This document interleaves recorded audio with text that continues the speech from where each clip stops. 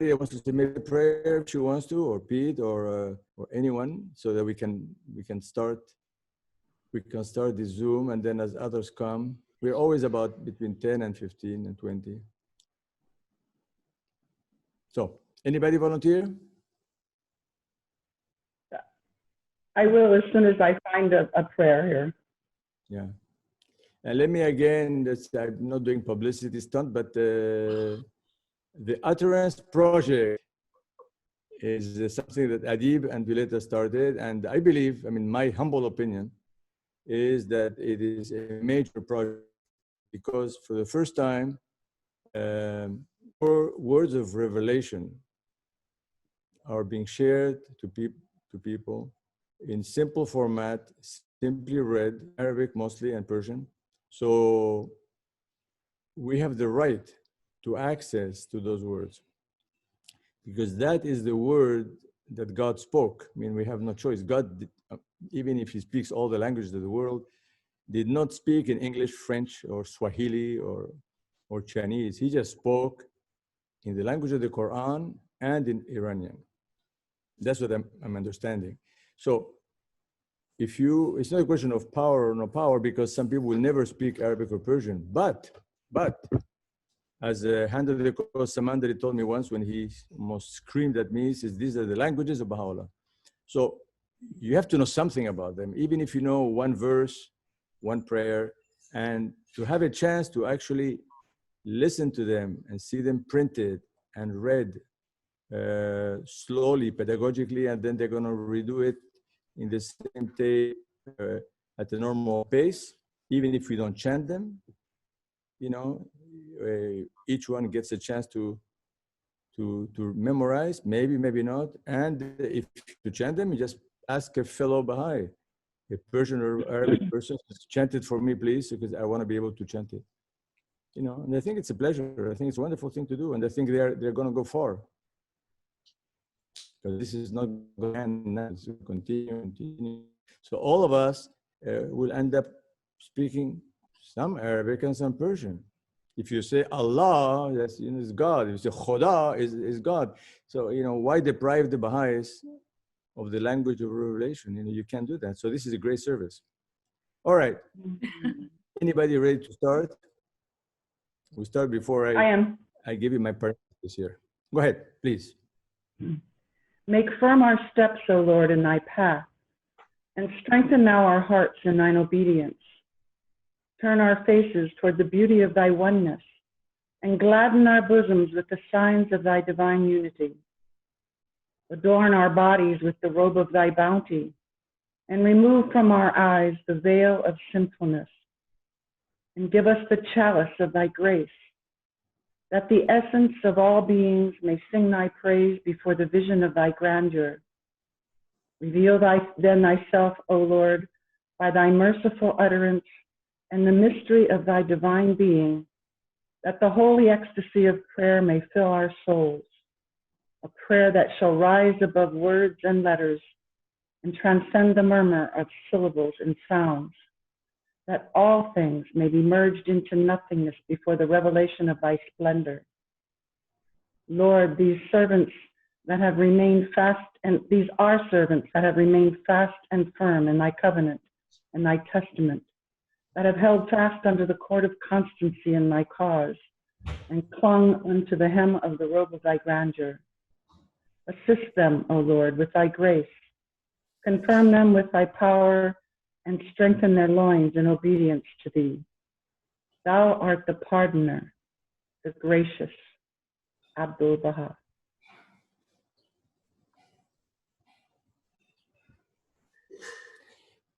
Thank you very much, all. Thank you so kindly. Wonderful, man. Thank you. All right, you guys.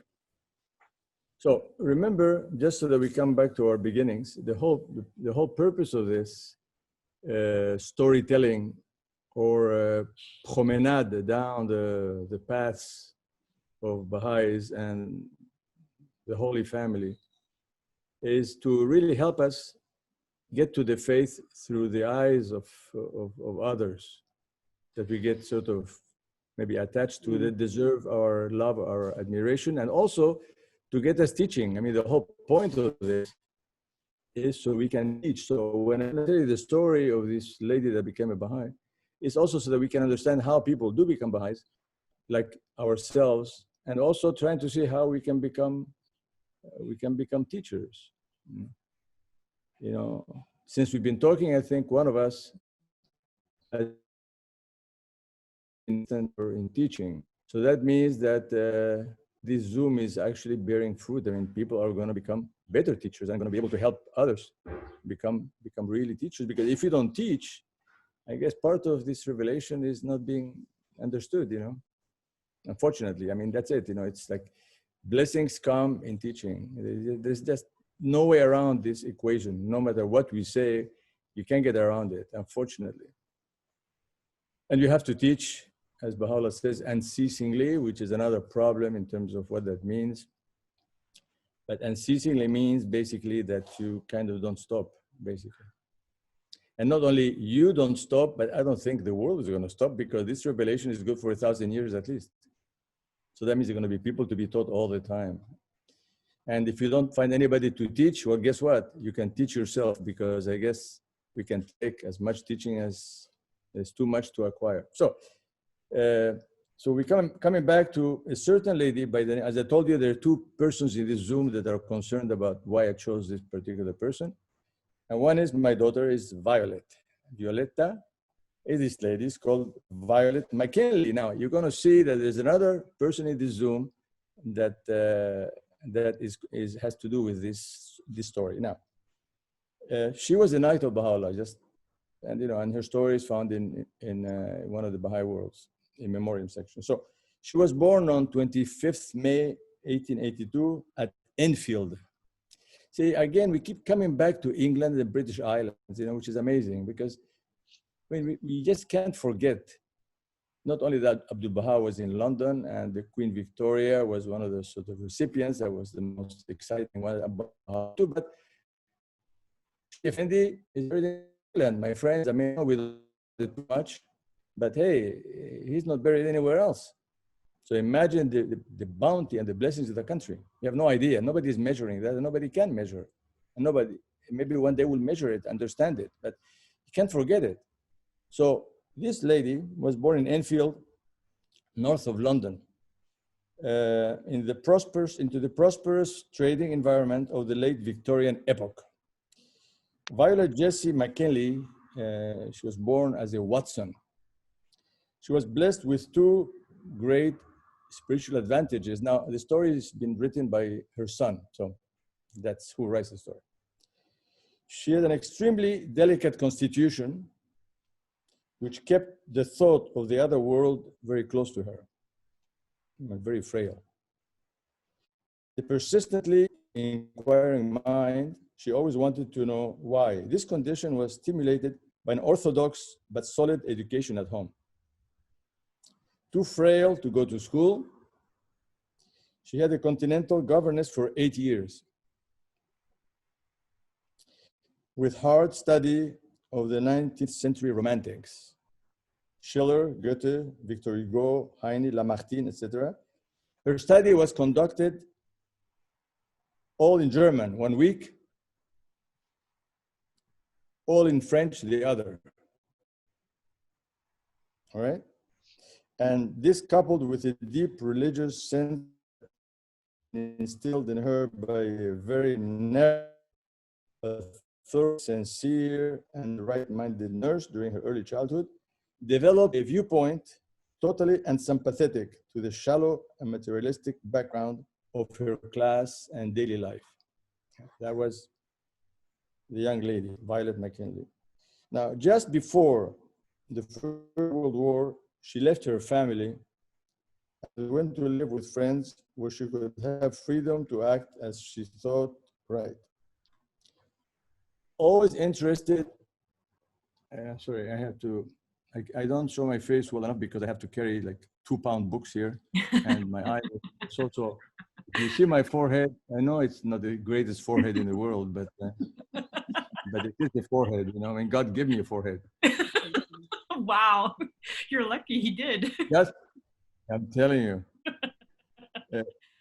just before the First World War, she left her family and went to live with friends where she could have freedom to act as she thought right. Okay, so always interested in ideas and intolerant of the narrow dogmatism offered to her as religion, she now studied what she could find of the other beliefs of the world. Coming into contact with a theosophical society, which commended itself to her as being rather broad-minded with regard to doctrine. It was while going to meetings at the Theosophical Lodge in Exeter, where she was living after the war, that she met Dr. McKinley, an Irish surgeon who had a operative medicine for osteopathy and dietetics. Like her, he was dissatisfied with orthodoxy.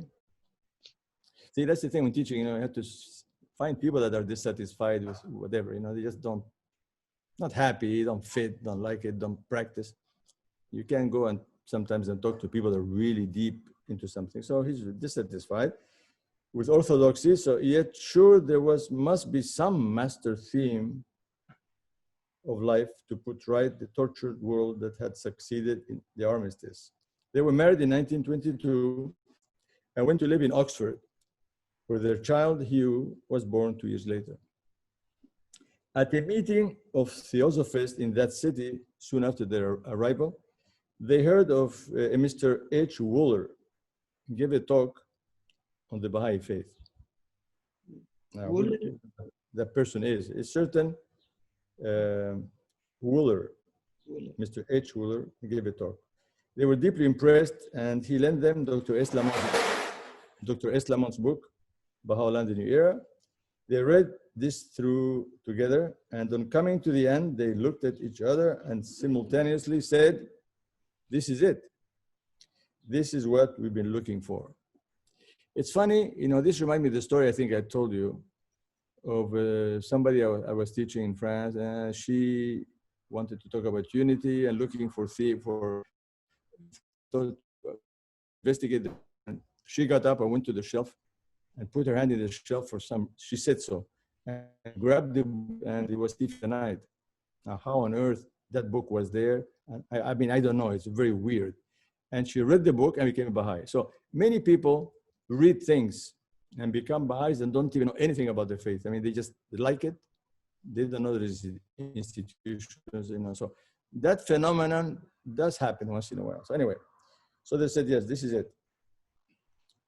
So although Baha'is were not formally registered in those days, a number of people left the Theosophical Lodge at the same time as the McKinleys and thought of themselves as belonging to the Baha'i movement. Now, apparently subsequent inquiry has ascertained that this Mr. Wooler himself did not become a declared believer in later years, though he spoke at Oxford as a member. So he was not quite a Baha'i, but he spoke of the faith. So, but he did the service to these people. Immediately after hearing wholeheartedly accepting the faith of Baha'u'llah, Dr. McKinley was taken seriously ill. The family moved to Cornwall for his health, but he passed away there in 1927, leaving Violet with a very young child growing up and with extremely restricted means. Naturally, she had no commercial qualifications. She lived very quietly in that part of the world until 1932, when she and Hugh went for a holiday to London. While there, she found out the address of the London Baha'i Center and wrote asking for an appointment to talk of the faith with some of the friends. This wonderful meeting, and she went back to Cornwall, radiant and inspired, but she's still deprived of any but written contact with the believers. Lifelong friends with Mrs. Isabel Slade, Miss Evelyn Baxter, who was to become the Knight of Baha'u'llah for the Channel Islands, and Mrs. Ruth date from that meeting. 3 years later, Violet moved to Devonshire for Hugh's education. In 1936, she met Mark Tobey at Darlington Hall, Bernard Leach, Arnold van Ocktrop, and also Charles and Helen Bishop, who were then visiting Torquay from the Baha'i International Bureau in Geneva. So here is Torquay. Sudabe, this is about you. So they went to visit Torquay. And when the first local assembly was established in Turkey, a little later on, she was one of the members, although living several miles out in the country, civic limits were not applied in those days. So she was part of Turkey. Now, Sudabe is in Turkey right now. Hey, Dad, This is, yes, ma'am. can you, Yes. just, for the people who just arrived, can you explain what it is we're talking about today? Just wait until this new person joins. Okay. We're, not what I'm saying right now, what I'm going to be saying later. Is that it? Kind of what you're saying right now and what we're going to be saying later, so that everybody's in the loop, because some people came in late and they're not sure what we're talking about. This is a parenthesis, a small parenthesis, the life of Violet McKinley. We should all know that she existed and she was frail and she became a Baha'i. And she lived in Turkey. That's where Sudabe lives right now. And Sudabe has to know who was in that city. Sorry? Turkey. Turkey. I'm so sorry. Oh, you wonderful name, people. Turkey. Turkey. I'm so sorry about Turkey. But anyway, so I'm going to finish too with her story. But then we come back to Tonon-les-Bains and we come down Abdu'l-Bahá, because we left Abdu'l-Bahá in front of waterfalls. Yes. And sitting on a rock near a precipice. Wow. At that day. And that is something that both what's her name? Juliet Thompson was talking about, which is wonderful because Abdu'l-Bahá loved nature so much. So I'm just giving credit and bringing her soul so that we are in touch with this wonderful lady, because we don't talk about people, you know, we just, people are people and we talk about the famous ones, but she's a Knight of Baha'u'llah. I mean, you know, she's a wonderful lady and she was in Turkey and then she pioneered somewhere else. So she's going to be going soon. So, I mean, I can still talk about her, but maybe I just will not say much anyway. That she was there, she was part of the assembly, then she decided to go pioneering and she left with her, went to, what do they call it? So they decided to go,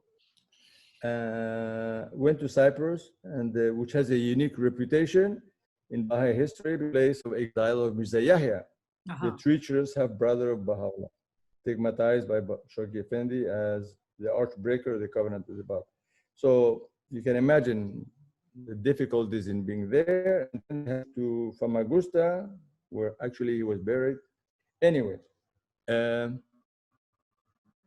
they went to a difficult place and they stayed there, and she basically couldn't move much, you know, but she just gave up everything. And as all the dozens and hundreds of Baha'is that left pioneering for the World Crusade, so she deserves our love and mention.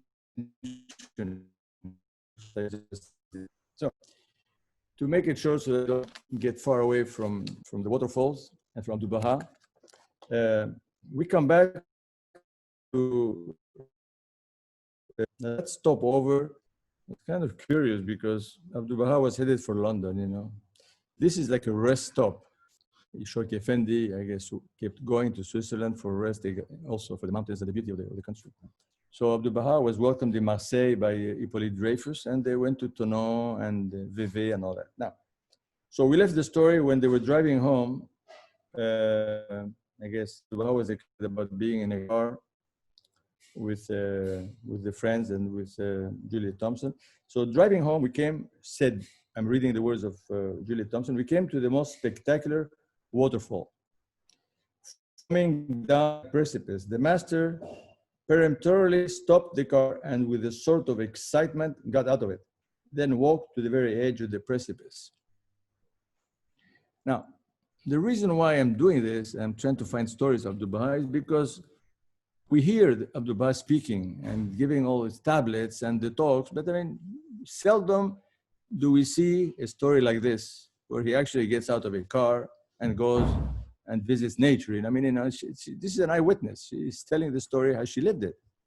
Now, I'm digging for those people that actually can tell me stories. And when I get them, I share them with you. So after standing there for some time, his eyes fixed on that long shining torrent, which seemed to be shaking off diamonds in a fury, he seated himself on a rock hanging over the deep abyss. I can still see that figure of quiet power, perilously poised above the precipice, that still rapt face delighting in some secret way in the beauty of the waterfall. Tears came to Laura's eyes and mine. Now, this is 1911. So she has the note here, 1947. She writes, when I saw Laura this year, Laura, forget her name, she was with them. Forget her last name. I said, remember Tonon? The waterfall, she answered. So, during the whole drive, he was always discovering lovely things and with vivid animation pointing them out to us. The bright green of the fields and hills, the neat villages, a spire rising from a cluster of Swiss houses, or from some lonely spot on a mountain. A tiny village high among the peaks caught his eye. How can the people there stand the winter? It must, he said with the tenderest sympathy, be too severely cold for them. It was just after we left the waterfall that the master turned, smiling to me. If I come to America, Juliet, will you invite me to see such waterfalls? I will invite you to Niagara Falls.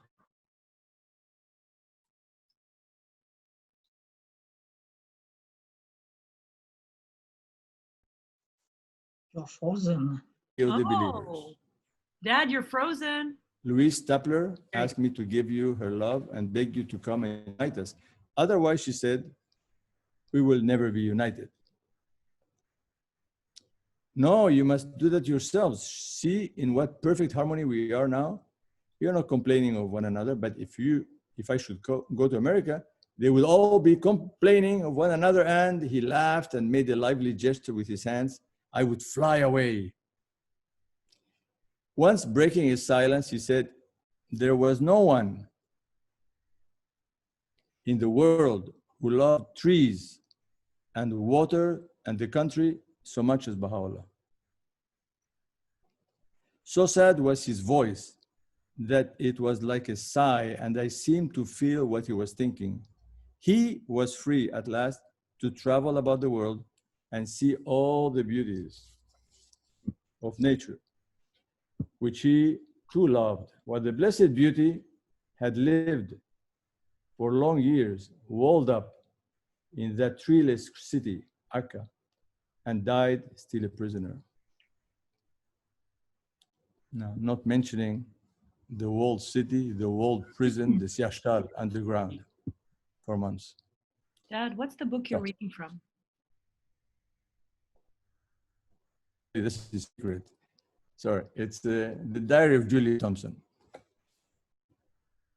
Well, you all knew that, of course. I'm not making this up. This is the Diary of Juliet Thompson.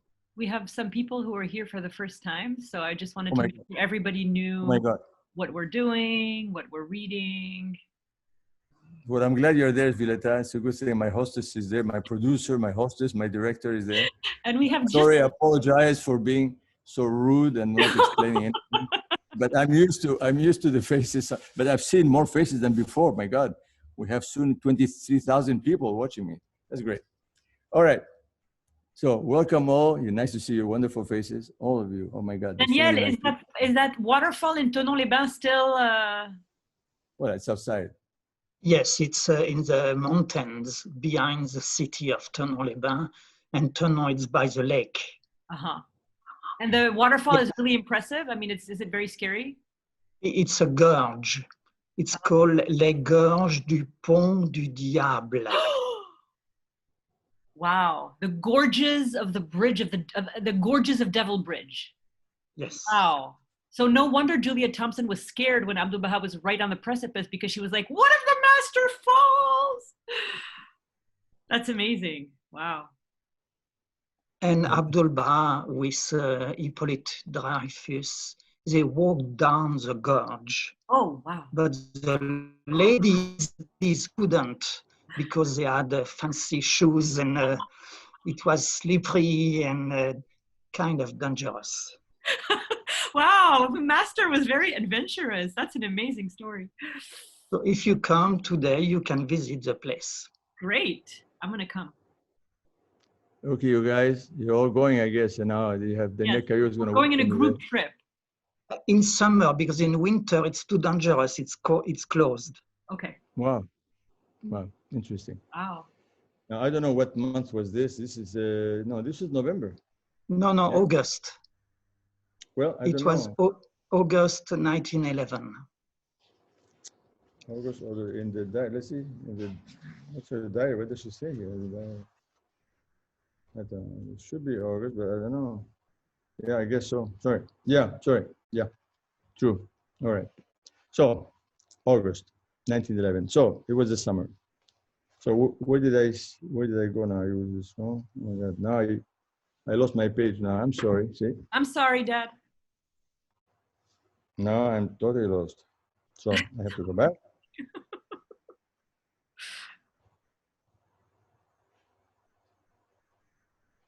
Okay. All right, you guys, you're gonna have to bear with me now.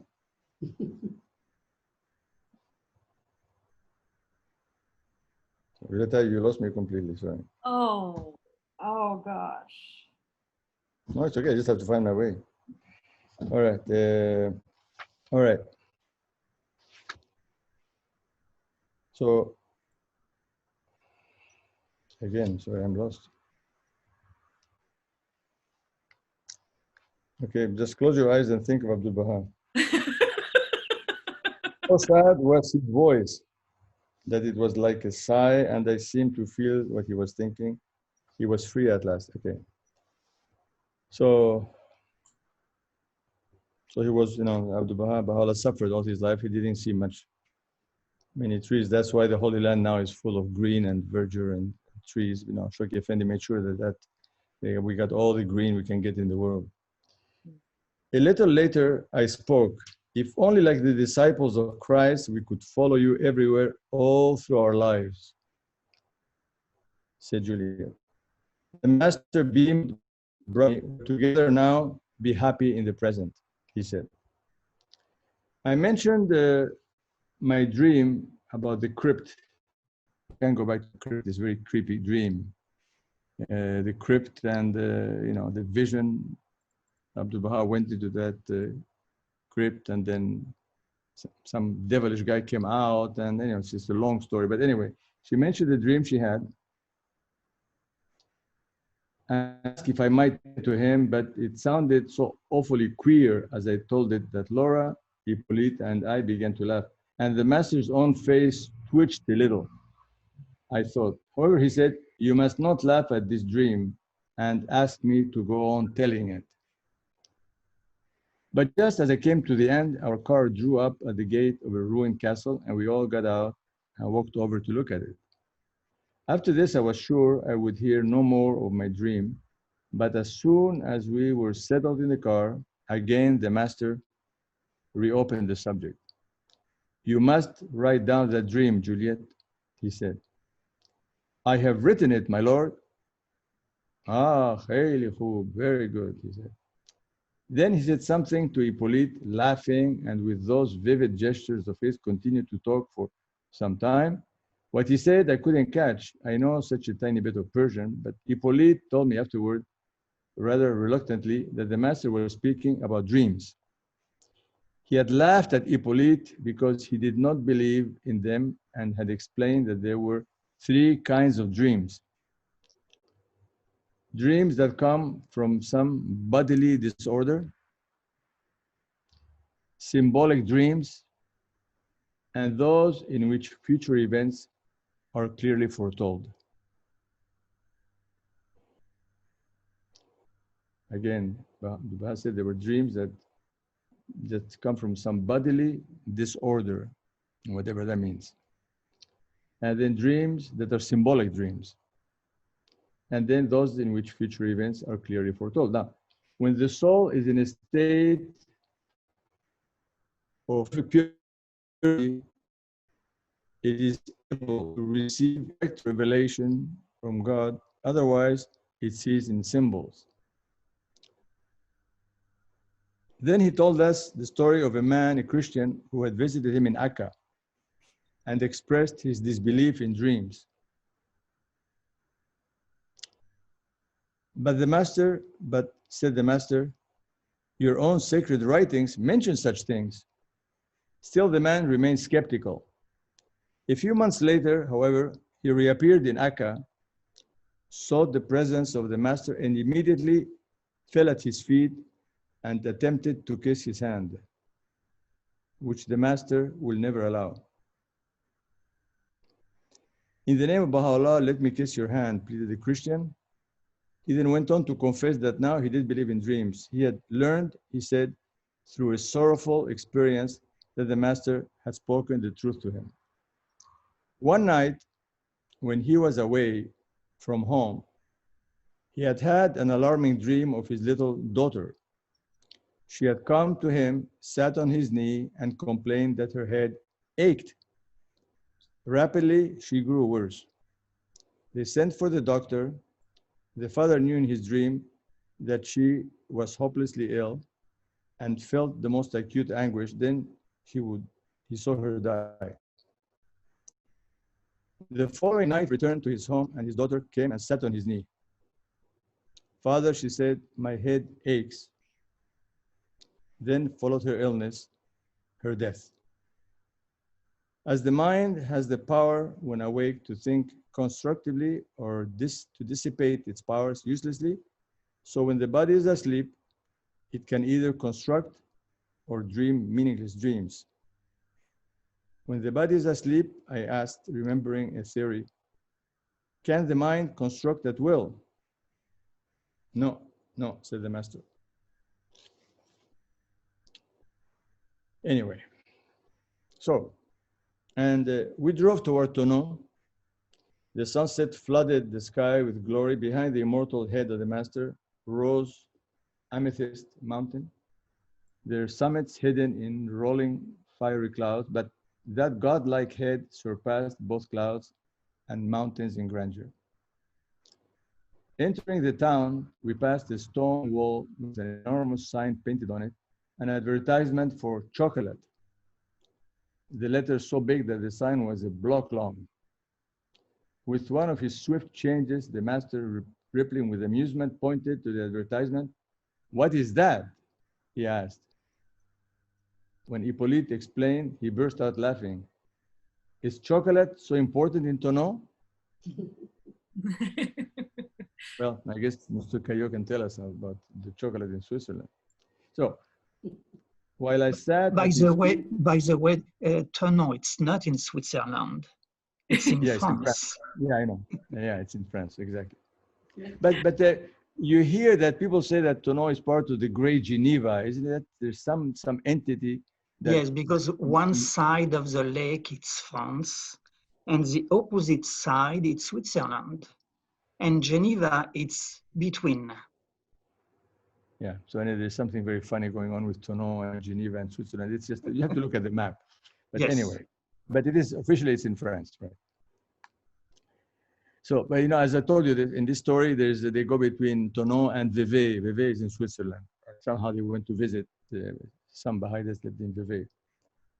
So while I sat at his feet that evening, he sang a song to me, looking down at me with eyes of glory. Now, I don't know what this song is. I just read to you the lines. I don't know how you sing it. I don't know what is the story. The beloved Juliet, my heart, my soul, my spirit, my heaven.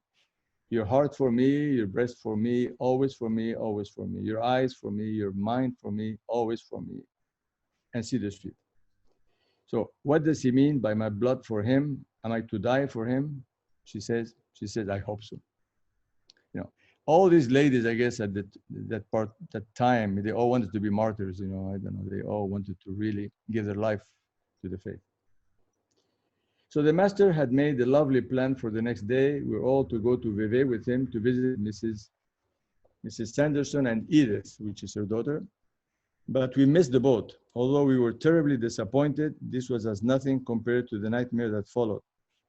A certain lady arrived from Lausanne about 10 o'clock, completely surprising us, as we had no idea that she was in Europe. So again, a lot of these talks is you know, I mean, she tells a lot of details about people and people that we don't get along with, and about attachment to her love, and maybe marriage or no marriage, and detachment from him, and attachment to Abdu'l-Bahá. I mean, you get into personal, it's really personal diary. So this lady that weren't expecting, whatever her name was, she came into the Dreyfus's room where Hippolyte, Laura, and I were sitting in a state of suppressed fury, and almost immediately boiled over with the most revolting slander against Mr. McNutt. Now, remember the story of the believers in New York, McNutt, and nobody liked him for whatever reason. And Abdu'l-Bahá loved McNutt, and he wanted to make sure he was on the board. And he made whatever arrangements he had to make sure that this McNutt that he loved was sitting in the New York board. And that's why he increased the number of believers in that board from 9 to 19 or something like that. Anyway, McNutt. So this, she said, she intended to lay before the master to prove that Mr. McNutt was unfit to serve the cause. She had made the trip to Tonon especially for this purpose. But the master did not appear, and I thought of his words the day before. If I should go to America, they would all be complaining of one another, and I would fly away. He had flown. So hours passed, and still no word from the master, till lunchtime. Then Mulk brought a message from him asking us to excuse him. He was not well enough to lunch with us, but would see us later. It was not until 5 o'clock that he came to the Dreyfus's door. He looked very tired and worn. After greeting this lady, they call her X, lovingly, he took a seat by the window and told her he had a message for the believers in New York, which he wished her to convey to them. I wrote his words down as he spoke them. In this cause, he said, hundreds of families have sacrificed themselves.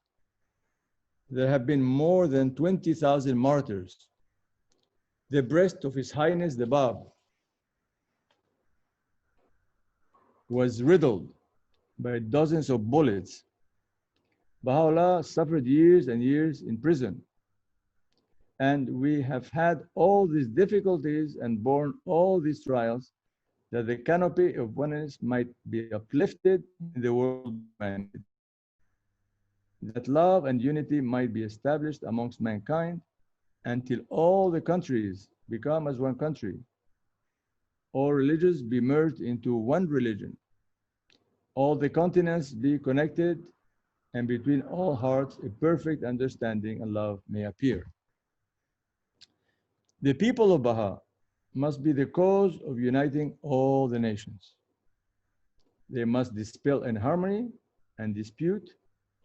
So now we must consider deeply how the Baha'is must really be, what characteristics they must have, and what actions they must perform. And if there is not this love and harmony among Baha'is, how can they cause it to appear among the inhabitants of the earth? How can an ill man nurse others? How could a pauper give wealth to others? So the first thing the Baha'is must do is to feel love and unity in their hearts before they can spread it among others. Is it possible to conceive that all the troubles, all the trials of Baha'u'llah and the martyrs have been without result? Surely you will not have it so. If you would all act entirely in accordance with the teachings of Baha'u'llah, no discord would ever appear. Teachings of Baha'u'llah, then all disagreements will vanish, and be certain that the pavilion of unity will be hoisted in the world of men. Each nation, each people that has understood and felt the love of God has progressed and developed. But where discord has sprung up in the midst of a nation, that nation has been dispersed. I know you would not have all these trials and difficulties produce nothing. Therefore, I am waiting and expecting to hear that love and harmony have blossomed in the hearts of all the Baha'is in America. Now, the Baha'is must be occupied in spreading the cause of God and furthering the instructions of Baha'u'llah and not spend their time in disputing with one another. If they do the first, all will be happy. They will be assisted by the breath of the Holy Spirit and become the beloved of his heart. While the master was speaking, this lady X continued to bristle, jarring the whole room as she seethed with her bottled up proof, which now, of course, she dare not lay before the master. She couldn't even mention Mr. McNutt. I saw her as an embodiment of the discord in New York, and those terrific vibrations blasting into the master's happy holiday, the first one in all his life, nearly killed me. I listened really in torture. Suddenly the master turned to me. What is the matter, Juliet? Are you not happy? I answered in Persian that I was unhappy. You must be happy, he said, that you're going back to New York to serve me. When this lady had gone, the master came into my room. Tamadul Mulk was with me, and we placed a chair for him by the window from which he could see the dark sweep of the mountains. I said it had torn me to pieces to hear the jangle of discord in his presence. I know, he answered, and that was the reason I told you to be happy, for you were returning to serve me. I meant that you were returning to work for unity. Oh my Lord, I said, wasn't it Abraham who prayed to the Lord to have Sodom and Gomorrah for the sake of 5 righteous men? Now I laughed. I am going to be like Abraham and beg you to come to America for the sake of just a few, for some who will never understand. The master too laughed, such humor in his eyes. If it were not so long a trip, if it were a little trip like Paris or London or Vienna, I would come for your sake, he said tenderly. But when I come, it must be for a long visit. I'm going to Chicago, to Washington, and even to California. And I have not the time this year, but I will come, inshallah, when the moment arrives. He spoke of Mr. McNutt. The reason I suggested this new election, he said, was that Mr. McNutt might serve on the board again. But do not tell anybody this. It would only stir up a quarrel. However, go directly to Mr. McNutt and tell him I said this. He is not on this board, but next year something must be done so that he may be elected. I have, he concluded, a very great affection for Mr. McNutt. Hippolyte told me that night that if the master felt well enough, we would go to Vevey on Sunday, and that's in Switzerland now, very close by, and that after he had waked the master, he would wake me at 7 o'clock. But it was the master who woke us all. At 6, he came and rapped at my door, and I heard his dear voice. I want to go, he said in English. Then I heard him down the hall calling Mademoiselle at the door of Tamadul Mulk, a little civilization of the country who has taken to corsets lately to improve his figure.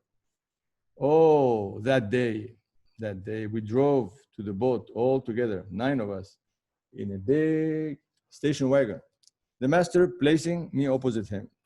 At the landing, in a dense grove of trees, I think I have already mentioned it, with polished looking leaves and very dark shade under them, in the shade of a bank of white lilies and close to the lilies a bench, the master asked Laura and me to sit on the bench with him. Soon, however, he rose and went off alone, and for a while, we lost sight of him. When we saw him again, he was walking on the bench behind fishnets hung out to dry. Laura touched my hand. See where he is, Juliet? She said, yes, on the shore of a lake, behind fishnets. Oh, Laura. He walked slowly on, looking almost transparent in the early morning sunlight, till he came to the edge of the grove. There he turned inland and walked among the trees. Through their leaves, the sun flecked his bronze abba with fiery spots, dazzled on his turban and his long silver hair, and drew a crystal line like a halo down his profile to his feet. A child, light as a fairy, glistening to her white dress, danced up a path to his left. Our Lord stopped for a moment to watch her. Then, mysteriously, he vanished. We saw the boat coming closer, and looked around wildly for the master. Where and how had he disappeared so quickly? On the landing, we found him waiting for us and followed him to the gangplank. All the people of the landing stared at him as he moved quietly forward with that strange power and that holy sweetness. Children raised their eyes to his face. He put out a tender hand and caressed their heads. We gathered around him on the boat, Laura, the Persians, and I, and for a while he sat silent and grave in our midst. Then suddenly he turned and smiled at me. You never dreamed, Juliet, he said, that you would be with me in a boat. I have often dreamed that I was with you in a boat, but you never thought it would be fulfilled in this way. No, I smiled. I never did. I couldn't have imagined this. To be with him in a boat on this lake, so like the Sea of Galilee, he sat with his bronze Abba around him, his hands hidden in his full sleeves, so that the sleeves with their straight, massive folds looked like great wings. The mist-veiled Alps were his background, and his majesty so dominated them that they appeared as no more than a filmy drop curtain. The mist thickened, almost blotting out the mountains, blending them into the lake, and I felt that we had left Earth with him, and our boat was sailing through ether. Just as I was thinking this, he said, others are passing from an immortal to a mortal kingdom, but the Baha'is are journeying in the Ark of the Covenant from a mortal to an immortal world. The Jews once turned to the kingdom, but when they looked backward to mortal things, they became dispersed. Then Christ led men to the kingdom. Their signs have remained. God be praised that now you are on a ship bearing you to immortal worlds. Day by day, your signs will become clearer. Later, the Persians brought him tea, and when he had finished, I begged to drink from his cup. Mirza Rafi, adding some water to the kettle, poured out a cup for me. The master turned and smiled at me. Then he laughed. Tea for me, the water for Juliet, he said. So I'm sure the future will adore him also for his humor. The joy of his spirit overflows in the most delicious humor and gives him a look of unconquerable youth. O son of delight, I have just seen this phrase in the hidden words, the master is all delight. Now, in the way she writes, I'm sorry, I mean, I just have to read this, but she skips a little bit. Now, she dates this, she skipped the visit to Vevey, which I'm going to talk about, but she writes in September 3rd from the Bay of Naples, as she was about, I guess, to go back to the States. She says, on September 3rd, 1909, after leaving the Holy Presence in Haifa, I sailed from Naples. Here I am again on September 3rd, 1911. These strangely repetitious dates. Tonight, as I saw that great pile of beauty in Naples, rising jeweled with lights against the clear rose of the afterglow, as I heard the voices of singers in the distance, how vivid were my memories of Akka, Haifa, of the master there. It is midnight now and I'm too tired to write, but tomorrow I will tell the story of our day in Vevey. So she's writing on the 3rd. Now on the 4th, she is writing what happened a few days back when they left Tonon for Vevey. So she says, we arrived at Vevey. I guess they took a boat and they got to Vevey. Edith was waiting on the landing and we drove with her to the hotel. I guess I saw somewhere the name of that hotel. I don't have it right now with me. I looked it up on the internet. So he went to see this family, the Sanderson. So there we went straight to the room reserved by her for the master. To my joy, he called me to sit beside him. Mrs. Sanderson, Edith's mother, has never been attracted to the cause. She has felt like my own dear mother about it, not caring at all for most of the believers. But she could not take her eyes from the master's face. His beautiful face, she whispered to me. two of Edith's friends came in, Miss Hopkins and Miss Norton. So again, this is a very personal diary. You know, the faith is there all the time, but basically there's stories about their life, about who came to visit. For instance, in this diary, there is no mention of the visit to of Horace Holly to the master. She doesn't mention it, but Horace Holly met the master, I think, in Tonon. So she doesn't tell everything. She just tells you what she went through. So Miss Hopkins is a Catholic, and Miss Norton an agnostic. Miss Norton, when she saw the master, seemed to be strangely overcome. Her face trembled, her eyes widened, as though she were looking at a spirit. I thought that at any moment she would burst out crying. She and Mrs. Sanderson brought up the question of immortality, which Mrs. Sanderson feels it is cowardly to believe in, and I wrote down the master's answer as Molk translated it. Here it is, though I hate to give it in Molk's poor English. Edith understands Persian. You cannot imagine, she said to me, how ruinous the translation is. The master puts life into every word. Translated, the words sound flat. Besides, the Persian is so rich, and there's a way of saying the same thing over differently in various poetic forms and with subtle shades of meaning. In the translation, it is all alike. So Christ and all the prophets have taught in their holy books the immortality of the soul. Jesus, during his life, had so many afflictions and no happiness or comfort, and in the end, he was crucified. If there were no immortality to follow, then nothing could be more useless than such a life. Take, for example, the life of Hannibal. In the world, we would find none happier than he, for his life was one of pleasure and conquest, and he triumphed wherever he desired. But Jesus had many afflictions. Were there no immortality, we might say that Jesus was not even rational. But at the hour of his crucifixion, he knew he was leaving the mortal for the immortal life. He knew he was leaving the physical to ascend to the spiritual world. When they put on his head the crown of thorns, he thought of the crown of the kingdom. While he was hanging on the cross, he thought of the eternal throne. But now we come to the proofs. Those who do not believe in immortality have some proofs. For example, one is this: they divide existence into two kinds, imaginary existence and that of the senses. They say that since the immortal kingdom is not of the senses, there can be no such kingdom. This is their proof. By this proof, they deny. But Jesus and Baha'u'llah answer the people who do not believe thus: every rational man can see that the world has come out of non-existence into existence.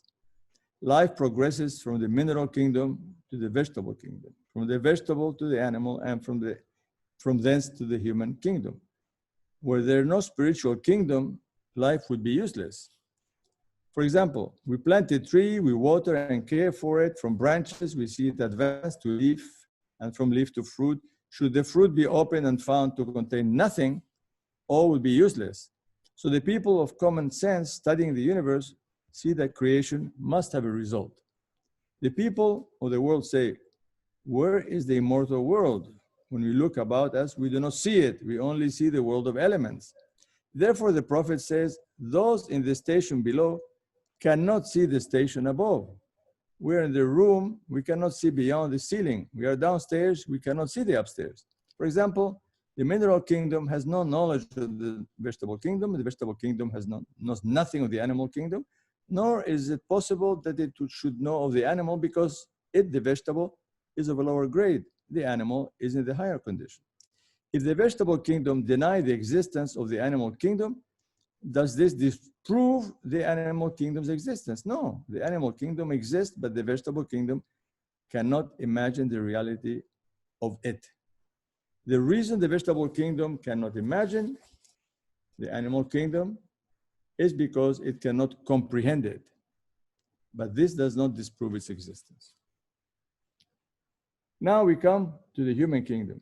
In the human kingdom is an intellectual power not possessed by the animal kingdom. The animal cannot imagine this power. A Spaniard discovered America. The animal could not understand this. The intellectual power is not disproved because it is not understood. As to the spiritual kingdom, an unborn child cannot understand this world. It cannot imagine a world beyond the womb. If we could tell an unborn child that there is another world with mountains, villages, and cities, so many beautiful things could he understand? No, never. Therefore, Christ said one must be born a second time. As a child, by coming to this world, understands the conditions here, so we should go to the spiritual world to understand this condition. The prophets were born in the spiritual condition to understand the immortal world. For example, the unborn child would deny the existence of this world for the reason that he knows nothing of it, and the best condition to him is the world of the womb. The best food, his nourishment there, he could not visualize this world. But when he is born and arrives at an understanding, he sees what a beautiful world this is. So with the spiritual kingdom, the people of this world cannot comprehend the conditions of that immortal world, but when they reach it, they see that this, in comparison, is just like the world of the womb. The unborn child says, this is the best world. I am quite satisfied with it. I must not leave it. The master turned suddenly to me. Do you understand all this, Juliet? I want you to know these things very well when you return to America. I had been saying to myself, oh, Mrs. Sanderson, look at the master and see immortality. The next question, Mrs. Sanderson, was about divorce, if Baha'u'llah approved of it. Baha'u'llah, the master smiled, says that in this world, there is nothing more absurd than divorce. If one has accepted another and is a good Baha'i, he never likes to believe in divorce. But if there be a case of difference between husband and wife, where it is entirely impossible to recreate their love, where it is not possible for them to live any longer with one another, then both should go to the house of justice and together in perfect agreement, lay their case before it, and after this they should still wait a year, living apart but not permanently divorced, and their friends should give them good advice meanwhile. If after 1 year there is no possibility of becoming reunited and no one is able to influence them, then this is the natural divorce. But between the real Baha'is, there is no divorce. No one has ever heard a divorce between real Baha'is. The Baha'i husband and wife will not allow affairs to reach such a condition. Luncheon was announced and Miss Hopkins and Miss Norton rose to go. As Miss Hopkins bade the master goodbye, he said, I will pray for you. This gave me I will pray for you, and I will pray for you too, she answered. This gave me a shock. At the table, Mrs. Sanderson spoke of it, saying that her own feelings had been outraged by it. No, replied the master, do not feel that way. It came from the heart, therefore it was beautiful. I shall never forget the way he said, beautiful. The master had asked me to sit by him at lunch. He was on the right side of Mrs. Sanderson, who sat at the head of the table. He talked with the gentlest love to her. Soon, she brought up the name of Lua Getzinger, and then asked me, have you heard from Lua lately, Juliet? I love Lua, she added. My mother loves Lua too. Your mother, the master turned to me in his voice, that ineffable tenderness with which he always mentioned Mama. I wish my mother were here with Edith, his mother. I shall see your mother, said Abdu'l-Bahá. I tried to speak a little Persian to him, and he helped me to construct the phrases. He had told me a day or two before that I must be sure to study Persian. You see, he had said, I can talk to Laura, because Laura spoke Persian, Laura Clifford Barney. Now, lunch over, the master went to his room to rest after stopping in the hall for a moment to meet an old French lady, Madame Nabert. Everyone scattered then, and finding myself alone, I slipped through a side door into the garden, and there on a stone bench sat Madame Nabert and Mrs. Sanderson, their white heads close together. They didn't see me at first. Il a l'air si bon, si simple, Madame Neber was saying. He looks so nice and so simple, she said in French. Oui, et les yeux de feu, said Mrs. Sanderson. And her, yes, and her eyes of fire, and his eyes of fire. Then they looked up, smiled at me, and Mrs. Sanderson said, wouldn't you like to see the view from the terrace, Juliet? I took the hint and walked over to the terrace, from which you can get the most marvelous view of the lake and the mountains on the further side. Imagine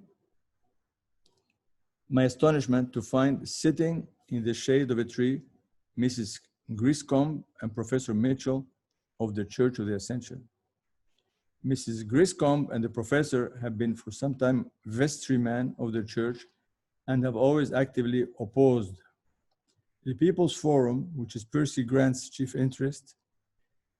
So, my capitalists, Percy calls them, they are also theosophists and have a very select group of their own, never mingling with the big ordinary group. But I was glad to see them just because they were from the church and flew over to speak to Mrs. Griscombe. She's a plump, pretty little woman with at least 2 professors and a husband at her feet. Professor Mitchell is sort of willowy and has a walrus mustache, and on his thin, aloof nose, pince-nez with a wide black string. Why, exclaimed Mrs. Griscombe when she caught sight of me, what are you doing here? I have come from Tonon with Abdu'l-Bahá to lunch with the Sandersons. Do you know Mrs. Sanderson, Mrs. Griscombe? Won't you let me introduce you? I should prefer to talk with you. A little surprised, afraid I had made some blunder, though I couldn't imagine what I hastily explained. I asked on the impulse of the moment because it would be such a joy to present you to Abdu'l-Bahá. Thanks, I'm not all that crazy to meet Abdu'l-Bahá. I'm glad, however, she added, if he gives you pleasure. Mrs. Griscombe, I said, Abdu'l-Bahá is creating unity all through the world, among all races and religions, which is far more important thing than giving anyone personal happiness. I'm one of those who do not decry personal happiness, and really, I don't want to meet Abdu'l-Bahá. You will see him, I said, as I moved away, and then you may regret refusing. By that time, the master was up and receiving the friends in his room.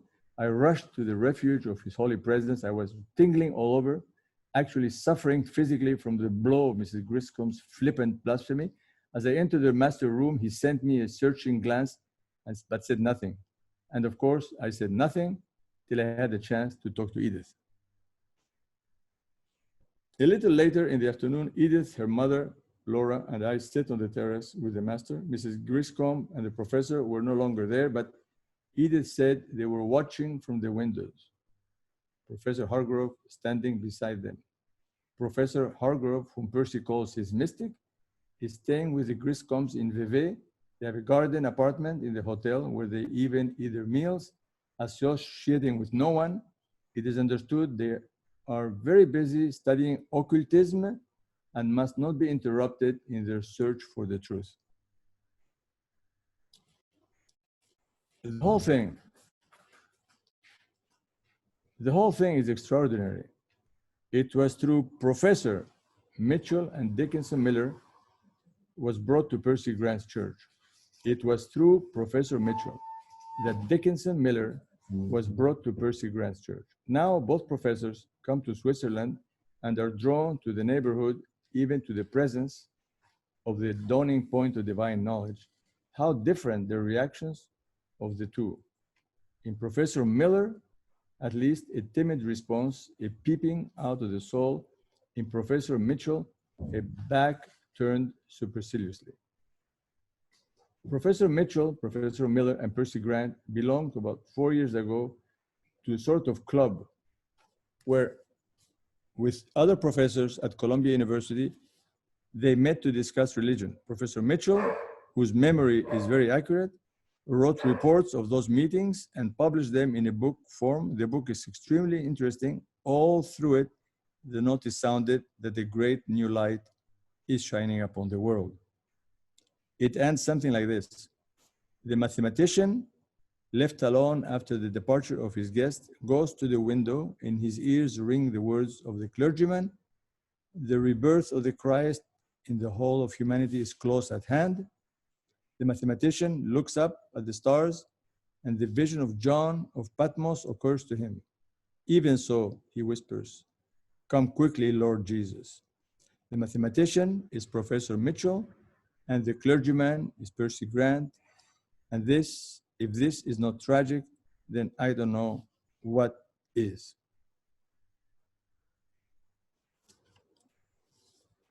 Okay.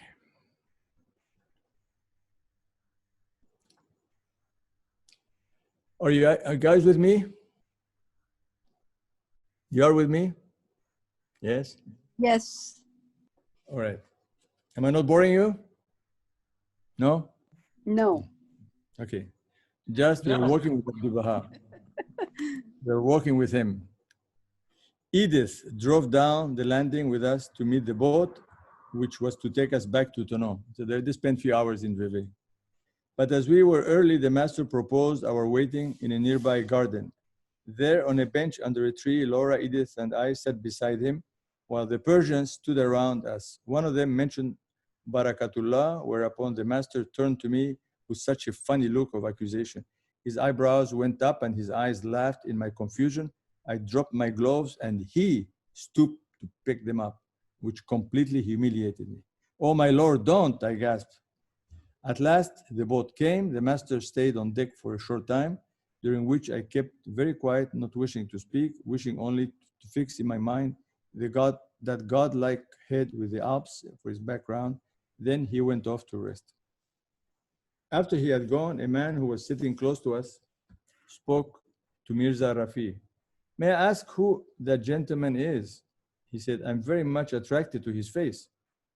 "Abdu'l-Bahá, a Persian exile," answered Mirza Rafi, too reticently, it seemed to me. "I thought he might be the Sultan's brother, who I hear is living in Geneva." He evidently meant Zillu Sultan. As he continued to ask questions, Laura gave the message very ably. Besides the man sat a boy of about 16, with fair curly hair and the face of a Botticelli angel. He leaned forward and listened eagerly. Later, the master came out from his cabin, but the man and the boy had left the boat at Eviance. It was a stop, I guess, on the way from Vevey to Tonon. The master called me to sit by him, Molk sitting on the other side. "Are you tired?" I asked. "No, I'm never tired," said Abdu'l-Bahá. "I'm very comfortable." He spoke in his sweet English. Touching the beautiful bronze-colored Abba, I said, "The coat you wore when I was in Haifa, which you afterward gave to Edna, was like this in color, and we shared it, Edna and I. She would be so sweet as to lend it to me, then I would return it to her. Then she would lend it to me again. It was such a comfort to me, that coat. At night or in the early morning, I would bury my face in his hem and pray. Then I would seem to be kneeling again at your feet, my Lord." He smiled very tenderly while I was telling him this. "Edna has become very dear to me, and she loves you very much." "Ah," said Abdu'l-Bahá, "I want to speak of a friend of Edna and mine, a very dear friend, a girl who is very, very close to me, whom I love with all my heart." She doesn't give the name.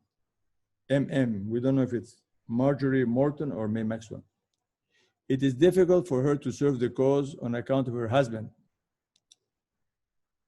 So Abdu'l-Bahá says she must serve the cause. She must serve in the cause. Her husband must not prevent her. Neither her husband nor the wife should hinder the other's work in the kingdom. She must not pay any attention to that, but must serve firmly. Thus she will make great progress. She must try to give her husband the message. "She loves you very much. Her life has been one of great trial and sorrow." "Bravo, bravo," said the master. "It makes no difference that she has sorrows. These have been the cause of her development. Through sorrow, the soul always advances. The greater the difficulty, the greater the progress of the soul. Now she must begin to serve firmly in the cause, so she will make great progress. Soon, all too soon, we reach the shore." As the crowd on the boat stood still while the gangplank was lowered, two children in front of the master turned and lifted their eyes to his face, and their eyes seemed to say, "Is this God?" They were very little children. They came just about to his knees with a strong, lingering touch, as though he were leaving something with them. He pressed and fondled their heads. Then the crowd surged forward. The children and the father were separated for this life. After our return in the early evening, Laura and I were sitting in the master's room. He began to speak in Persian, laughing, and I caught the words, "Mrs. Anderson." Then he turned to me and, still laughing, repeated in English, "Mrs. Sanderson thinks this world is good enough. Very nice, this life." And he laughed again. Later, while Mulk was writing in my room, the master came in and called us into his. "Now, have you anything secret to say to me?" he asked. "I have a message for you from Dr. Grant." You know, this is the man she loves. And she can't marry, that doesn't know what to do with him. "Ah," he smiled, "tell me." I told him it wasn't a good enough message and that I would not give it to you. "Give it just the same. He sent you his greetings and said he hoped you would come to New York. That is, if you came, he would welcome you gladly. That he felt the work you were doing in the world was very beautiful and potent. Convey my greetings to him. Say, I'm entirely thinking of you for the sake of Juliet, who has mentioned you to me. Say that at a later date, I will come to New York. Is there anything else you wish to say, Juliet?" "There is not a desire in my heart, my lord. This is as it should be. The daughters of the kingdom should not have a desire. I should like, however, to tell you a little of what has happened." "Speak." "When I became engaged to Mason Remy," the master looked harshly at me. I smiled, but penitently. "Dr. Grant was very unhappy and disturbed. So one day I sent for him. I told him I was marrying Mason because I wished to be freer to serve the cause." "That was a very wise answer. You did well," said the master. "But I gave him another reason. I said that the cause has spread in the East through sacrifice, and I felt if this same spirit could be demonstrated in the West, this spirit of renunciation, which was all powerful, that the cause might begin to spread here." "I know," said the master, his eyes full of love. Hiding my face on his coat sleeve, I said, half laughing of course at myself, "I was not strong enough, was I, to drink the cup of martyrdom? I was a failure as a martyr." How the master laughed. "I know better now than to ask for that cup myself. I shall wait now for God to give it to me. I shall wait till he finds me ready to drink it." "Inshallah," said Abdu'l-Bahá, "perhaps in another way, God will give you that cup to drink and that the capacity for it." "I hope so." After a pause, I continued. The following Sunday, he preached on renunciation. This was his text. He said he had just had a new vision of the power of renunciation. He said that when a soul did a great thing, first, it inspired others to follow it in the path of sacrifice. And from that time on, his life did change. He flung caution to the winds and with the utmost courage in the face of the strongest opposition from within his church, championed the cause of the poor, of labor against capital, not in a way to encourage class hatred, but to promote mutual understanding. In the pulpit, he says such things as these: "A great new light is breaking upon earth. The earth is being enriched and prepared for the birth of a new humanity. And in the face of this light of democracy, of universal sympathy, of the ever fuller disclosure through the science of the will of God, through the laws of God, what are you to do with your miserable little creeds? While humanity marches rapidly forward to the great brotherhood, we find the church lagging behind sociologically, allying itself through fear with the aristocratic classes. While science is marching on, the church lags behind intellectually. And what are the certain consequences of this? Death for the church, Something new, something living is coming. We feel it in the air. Now, she's summarizing how he's preaching. He's very engaged in social justice. That's why she loves him so much, I guess. One Sunday, my Lord, he even went so far as to mention thy name. The bishop, he said, has asked me to preach today at church unity, but I wish to consider this subject from the point of view of the disintegration of the church. The church, which had it fulfilled the hope of Jesus, would have the example of brotherhood to the world, has split into fragments, while outside it we see great movements for the brotherhood of man, such as the Baha'i movement, centered around the master in Akka. With this, though we may not agree with all it teaches, we must feel sympathy, since it is not trying to unite the souls on the basis of disputable facts, but on the basis of universal sympathy. For supposing the church did unite, what then would we do with our brothers the Jews, our brothers the Mohammedans, our brothers the Hindus, and our brothers the atheists? Are these to be considered as outside our body?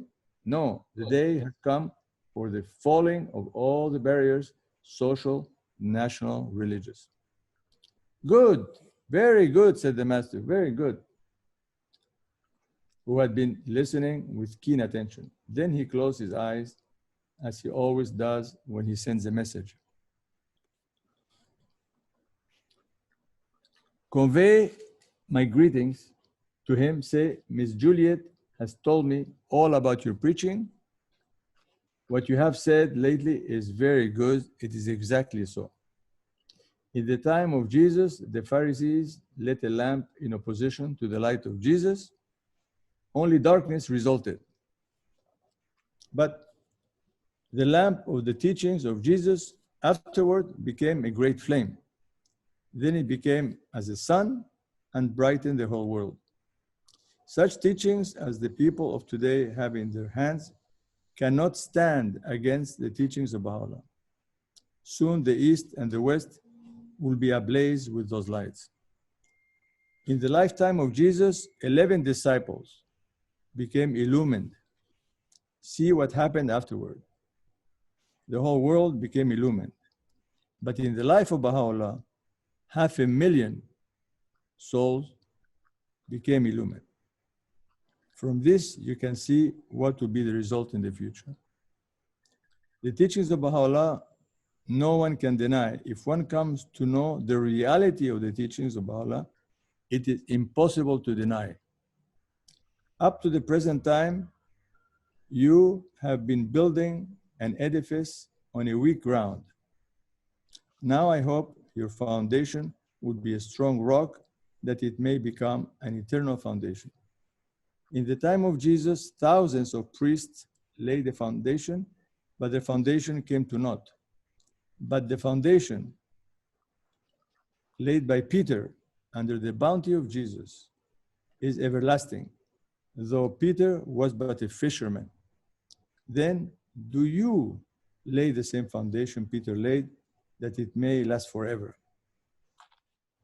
Joy flooded my soul as he spoke. When he had ended, I knelt at his feet. I kissed the hem of his robe. Divinely, he smiled at me. I know, I said, whose voice is calling him. Inshallah, you will make him a believer. Then I have not loved and suffered in vain. Inshallah, through you, the master replied, he will become a believer. Just before dinner, Elizabeth Stewart and Lillian Capps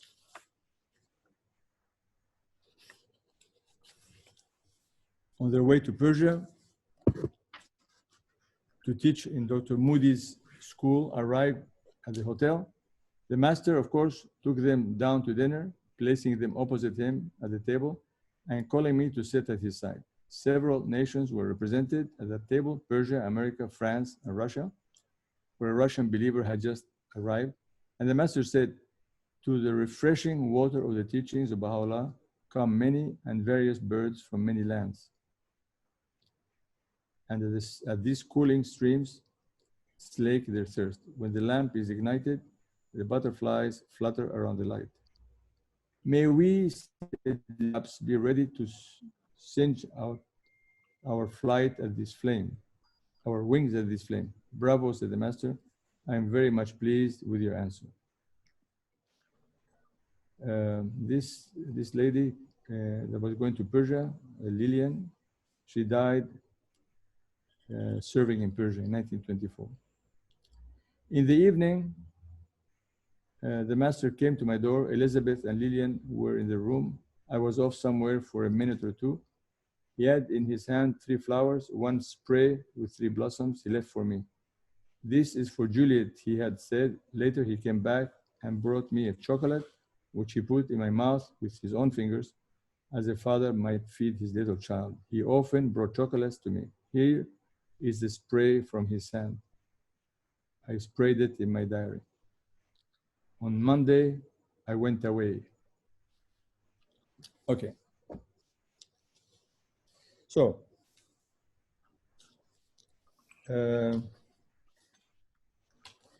I will just have to summarize these sections. You know, it's going to take very long. What happened at one point is that she had no money left. She had no money left, and she couldn't stay.